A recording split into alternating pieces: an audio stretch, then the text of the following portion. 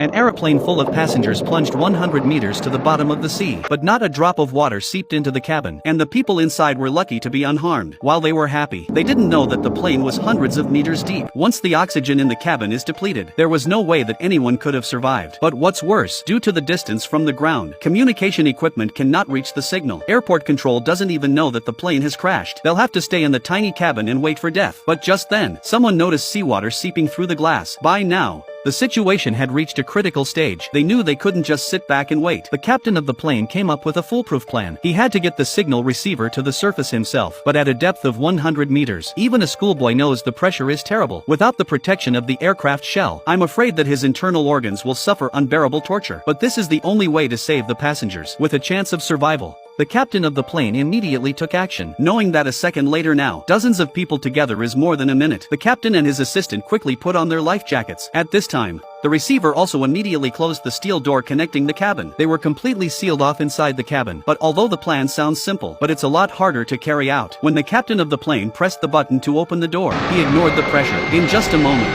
the sea filled the cabin. Then he swam to the hatch without stopping. He opened the signal receiver's backpack. The yellow valve expanded instantly, sending it to the surface. The captain of the plane was in a crisis. He had no choice but to swim as hard as he could. Luckily, he managed to escape when he was about to suffocate. Then he quickly climbed onto the hovercraft. Exhausted, he could only lie down and wait for help. At that moment, a warship on maneuvers accidentally received this unfamiliar distress signal, so it immediately dispatched a good man on a boat to rescue him. The captain of the plane was soon rescued.